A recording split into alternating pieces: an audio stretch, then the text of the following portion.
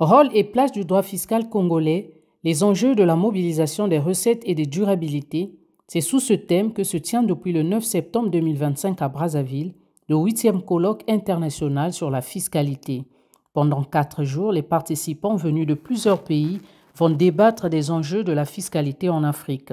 Pour le ministre de l'Agriculture, de l'Élevage et de la Pêche, Paul-Valentin Ngobo, qui a donné le coup d'envoi des travaux en lieu et place du Premier ministre empêché, la fiscalité se présente pour les États aujourd'hui comme l'un des leviers essentiels pour financer les économies et relancer la croissance. Au nom du Premier ministre, il a formulé des vœux.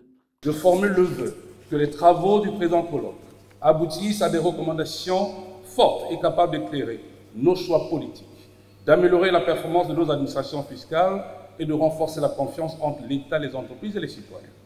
Je suis convaincu que grâce à ce colloque et au partenariat que nous établirons, nous serons capables de forger un avenir où nos ressources naturelles conduiront à un développement durable et à une prospérité partagée.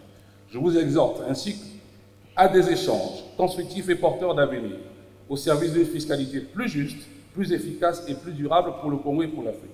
Prenant la parole à son tour, le directeur général des impôts du Congo, Ludovic Itoa, a indiqué quelques réformes déjà entreprises par le pays pour mobiliser plus de recettes. Permettez-moi d'évoquer quelques réformes concrètes entreprises par l'administration fiscale congolaise, notamment la réforme de la TVA par la simplification et l'harmonisation des procédures déclaratives, notamment la généralisation de la télédéclaration pour les grandes entreprises avec pour résultat une progression de recettes de TVA de près de 15% entre 2020 et 2023, malgré un contexte économique difficile.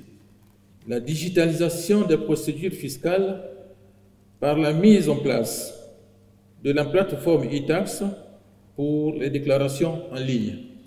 L'élargissement de l'assiette fiscale par l'intégration du secteur informel qui représente plus de 40% de l'activité économique nationale. L'adoption de l'impôt global forfaitaire pour les petits opérateurs économiques.